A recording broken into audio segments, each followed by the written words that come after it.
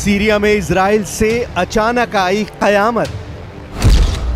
सैकड़ों ठिकानों पर इजराइल की सीरियल स्ट्राइक। गजा ईरान के बाद जंग का नया मैदान, सीरिया में कोहराम। डिफेंस मिनिस्ट्री मिलिट्री बेस पर बरसा बारूद। इजराइल की चेतावनी, जारी रहेगा ऑपरेशन।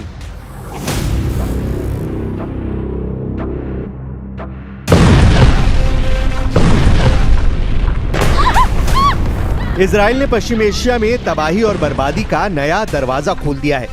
यह दरवाजा है सीरिया का, जहां इजराइल की वायुसेना ने भीषण हमले किए हैं। 24 घंटे के भीतर चलाए गए इस सैन्य अभियान में इजराइल ने सीरिया के पावर सेंटर को टारगेट किया है। यानी उन ठिकानों पर हमला किया गया है जिन ठिकानों को सीरिया की राजनीति, रक्षा और दूसरे अहम मामलों का केंद्र माना जाता है। इन हमलों में राजधानी दमिश्क में मौजूद रक्षा मंत्रालय, जनरल स्टाफ कमांड की बिल्डिंग, राष्ट्रपति भवन के पास मौजूद मिलिट्री बेस और स्वेदा की तरफ बढ़ती सीरिया की सैन्य टुकड़ियों को टारगेट किया गया है।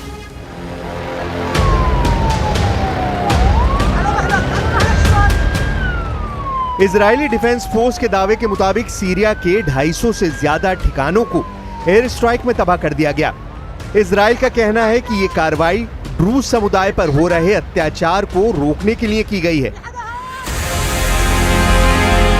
स्वेदा में सीरियाई सेना के बढ़ते काफिलों को इजराइल ने पहले ही चेतावनी दी थी। जब सेना नहीं रुकी तब टैंकों को निशाना बनाकर बमबारी की गई। वीडियो फुटेज में तबाही की तस्वीरें साफ देखी जा सकती हैं।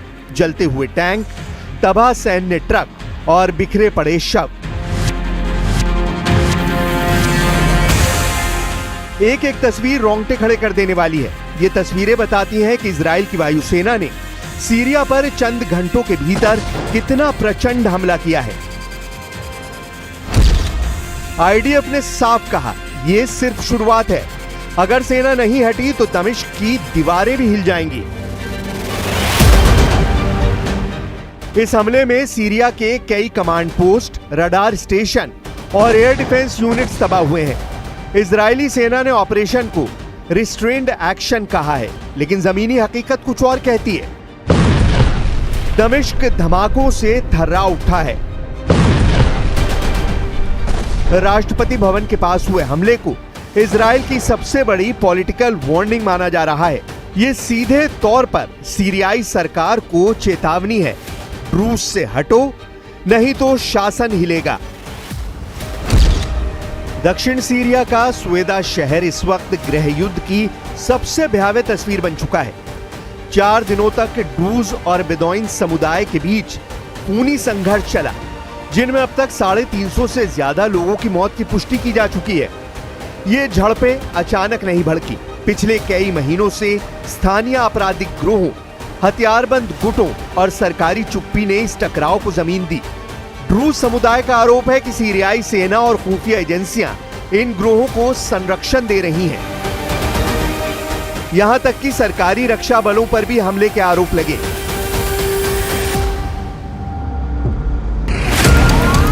हालात तब और डरावने हो गए जब कई ग्रामीणों ने आत्मरक्षा के लिए हथियार उठा लिए। इसी दौरान इजराइल की एंट्री हुई। जब स्वेदा में हालात हाथ से बाहर निकलने लगे और सीरियाई सेना की टुकड़ियां आगे बढ़ी तो आईडीएफ ने कार्रवाई की शुरुआत की। इजराइल ने खुले तौर पर कहा है कि हम ड्रूज समुदाय को अकेला नहीं छोड़ेंगे। इसका सीधा मतलब है सीरियाई सरकार और ड्रूज समुदाय के बीच अब एक तीसरा खिलाड़ी भी मैदान में उतर चुका है। लेकिन ड्रूज समुदाय को लेकर जो आरोप सीरिया की सरकार पर लगाए जा रहे हैं, उनसे सरकार के मंत्री अपना किनारा कर रहे हैं।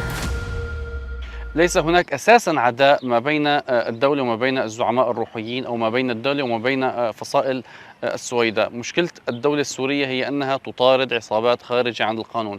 هذه العصابات الخارجة عن القانون هي أساسا تستعدي الشريحة الأكبر من أهالي السويداء الذين عانوا منها طوال أشهر وحتى من ما قبل التحرير. اليوم المشكلة حقيقة هي ما بين الدولة وما بين قطاع طرق ومجرمون، وليست ما بين الدولة وما بين مكون من المكونات السورية. بالعكس، الدولة ترى المكون الدرزي الموجود في السويداء تراه شريكا من أجل تحقيق مشروع الوحدة الوطنية الذي تعمل عليه. सरकार ड्रूज समुदाय से अलग दावे कर रही है, जबकि ड्रूज समुदाय सीरियाई सरकार पर आरोप लगा रहा है। लेकिन इन दोनों बातों के बीच इजराइल ने अपने कदम सीरिया की तरफ बढ़ा दिए हैं और नतीजा अब दुनिया देख रही है। दावा किया जा रहा है कि इजराइल की तरफ से सीरिया पर हुए इन हमलों में भारी नुकसान हुआ है। यही नहीं, कई बड़े बड़े अधिकारियों के मारे जाने की भी खबर है, क्योंकि इजराइल की तरफ से हमला सीधे सीरिया के पावर सेंटर को टारगेट करके किया गया है। इजराइल के हमलों का सबसे बड़ा नुकसान सीरियाई सेना को हुआ है। आईडीएफ की रिपोर्ट के मुताबिक 160 से ज्यादा ठिकानों को निशाना बनाया गया, जिसमें टैंक यूनिट्स, मिलिट्री ट्रक, हथियार डिपो और रडार स्टेशन शामिल है। खासतौर पर स्वेदा की तरफ बढ़ रही सेना की टुकड़ी को सीधा टारगेट किया गया।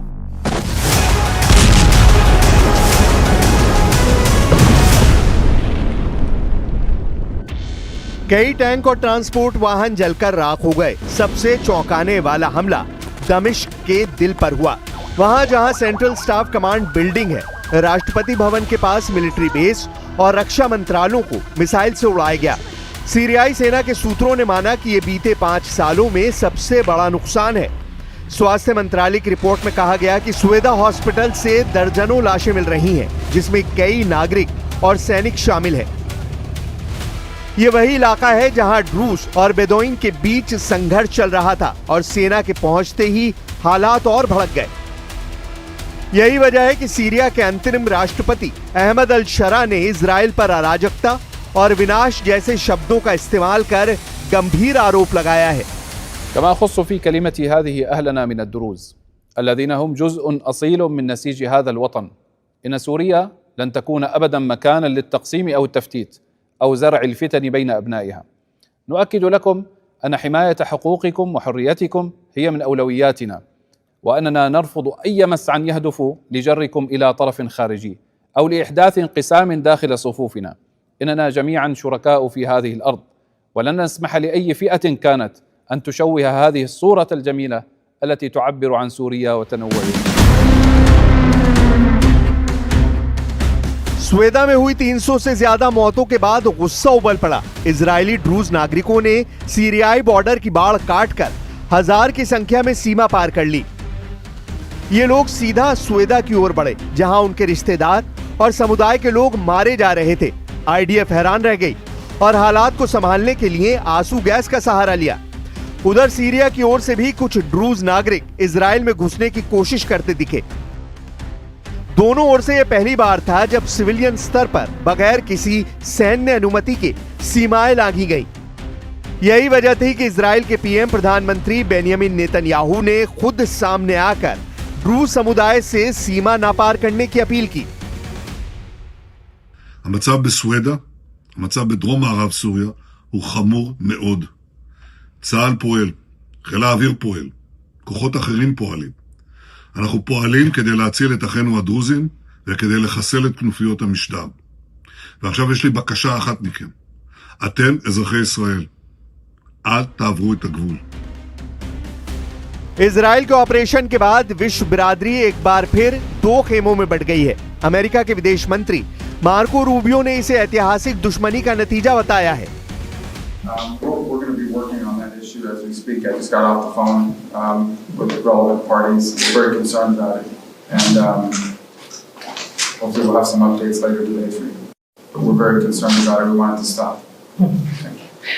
Thank you for joining. I'm sorry. We want the fighting to stop because we had a ceasefire overnight. It broke down again. So we're talking to both sides, all the relevant sides on this, and hopefully can bring it to a conclusion. But we're very concerned about it. दूसरी तरफ संयुक्त अरब अमीरात ने Israel की कार्रवाई की निंदा की है। यूएई के विदेश मंत्रालय की तरफ से जारी बयान में कहा गया, हम सीरिया की अखंडता और स्थिरता के साथ खड़े हैं। स्वेदा में हुए सीज फायर का हम स्वागत करते हैं। सीरिया के हालात साफ बताते हैं कि ये जमीन एक बार फिर प्रॉक्सी जोन बन रही है, जहां अमेरिका, इजराइल, ईरान, रूस और खाड़ी देश अपने अपने मोहरे बिछा रहे हैं। लेकिन सवाल यह है कि आखिर जिस ड्रूज समुदाय को लेकर इजराइल रक्षा कवच बनने का दावा कर रहा है, उसकी पहचान क्या है? क्यों इजराइल ड्रूज समुदाय की रक्षा को लेकर एक नई जंग का आगाज करना चाहता है? दरअसल ड्रूज समुदाय पश्चिम एशिया का एक रहस्यमय लेकिन ऐतिहासिक रूप से महत्वपूर्ण धार्मिक और सांस्कृतिक समूह है। ड्रूज अरब ही माने जाते हैं और इस समुदाय को 11वीं सदी का माना जाता है। इस समुदाय से जुड़े लोग सीरिया, लेबनान, जॉर्डन और इजराइल में हैं और इनकी संख्या लगभग 10 लाख है। ड्रूज न पूरी तरह मुस्लिम है, न ईसाई और न ही यहूदी। इन्हें शिया संप्रदाय की शाखा माना जाता है। सीरिया में करीब 8 लाख ड्रूज रहते हैं और सबसे ज्यादा स्वेदा प्रांत में रहते हैं। वहीं इजराइल में लगभग 1.5 लाख ड्रूज समुदाय के लोग हैं जिन्होंने इजरायली नागरिकता ले रखी है और वो इजरायली सेना में काम करते हैं। दिलचस्प बात यह है कि ड्रूज अपनी धार्मिक प्रथाओं को दुनिया से छिपा कर रखते हैं। खास बात यह है कि इस समुदाय की धार्मिक प्रथाओं को जानने का हक भी सिर्फ इस समुदाय से जुड़े बड़े लोगों का होता है। गोलान हाइट्स में ड्रूज समुदाय के 20,000 से ज्यादा लोग रहते हैं। ये एक बेहद अहम रणनीतिक इलाका है। इस इलाके को इजराइल ने 1967 में सीरिया से छीन लिया था और तब 6 दिन तक जबरदस्त लड़ाई चली थी। इजराइल ने 1981 में इसे अपने इलाके में शामिल कर लिया था। गोलान हाइट्स में 25,000 यहूदी समुदाय के लोग भी रहते हैं। लेकिन समझना यह भी जरूरी है कि आखिर सीरियाई सरकार और ड्रूज कम्युनिटी के बीच छिड़े संग्राम का बैकग्राउंड क्या है। अतीत की कहानियां बताती हैं कि ड्रूज समुदाय में से कई लोग बशर अल असद के शासन के भी विरोधी थे और ये लोग अंतरिम राष्ट्रपति को लेकर भी बहुत भरोसेमंद नहीं है। ध्यान देने वाली बात यह है कि सीरिया में लंबे वक्त तक बशर अल असद का शासन रहा, लेकिन पिछले साल उनकी सरकार के जाने के बाद सीरिया के नए राष्ट्रपति अहमद अल शरा ने वादा किया था कि सीरिया में सभी धर्मों और नस्लों के लोगों को उनकी सरकार हिफाजत देगी। लेकिन सीरिया के सुन्नी कट्टरपंथी समूह देश में धार्मिक रूप से अल्पसंख्यक समुदायों का उत्पीड़न कर रहे हैं। ये कट्टरपंथी समूह अंतरिम राष्ट्रपति अहमद अल शरा के वफादार माने जाते हैं। लेकिन सवाल तो ये भी है कि आखिर सीरिया की सेना ड्रूज समुदाय के लोगों से क्यों लड़ रही है? सीरिया की नई सरकार और ड्रूज के बीच संबंधों में तनाव की एक वजह ड्रूज मिलिशिया को निशस्त्र करना है। अंतरिम राष्ट्रपति अहमद अल शरा सभी हथियारबंद लड़ाकों को सेना के तहत लाना चाहते हैं, लेकिन वो अब तक ड्रूज समुदाय के साथ कोई भी समझौता नहीं कर पाए हैं क्योंकि समुदाय के लोग अपना अलग वजूद बनाए रखने पर अड़े हुए हैं। माना जा रहा है कि इन्हीं वजहों ने सीरिया में नए संग्राम की लकीर खींची है। אנחנו פועלים גם בסוריה היום, מהבוקר. יש לנו מחויבות לשמור על אזור דרום מערב סוריה כשטח מפורז בגבול ישראל. אנחנו לא נרשה לחזור למצב שמקיימים לנו שם לבנון שנייה. ואנחנו גם מחויבים לשמור על התושבים הדרוזים. אנחנו עושים זאת באמצעות פעולות עצימות. אני מקווה שלא נצטרך לפעול יותר. זה תלוי מאוד במה שמבינים וגם עושים וגם לא עושים בדמשק. सीरिया की धरती एक बार फिर वैश्विक जंग की लाठी तले कुचली जा रही है। इजराइल की बमबारी, ड्रूज समुदाय की त्रासदी और सीरियाई सरकार की खामोशी, ये सब मिलकर इस बात की गवाही दे रहे हैं कि पश्चिम एशिया की शांति एक भ्रम है। सवाल सिर्फ इतना नहीं कि कितने मरे, सवाल यह है कि कौन किसके लिए लड़ रहा है। ड्रूज के नाम पर हो रही जंग में अब अमेरिका, इजराइल, ईरान, रूस जैसे बड़े खिलाड़ी उतर चुके हैं, लेकिन असली कीमत चुका रहा है सीरिया का आम आदमी। क्या यह ऑपरेशन रूस की हिफाजत है या फिर नए प्रॉक्सी युद्ध की शुरुआत? और अगर यही शुरुआत है तो अंजाम कितना भयानक होगा, यह अपने आप में एक बड़ा सवाल है।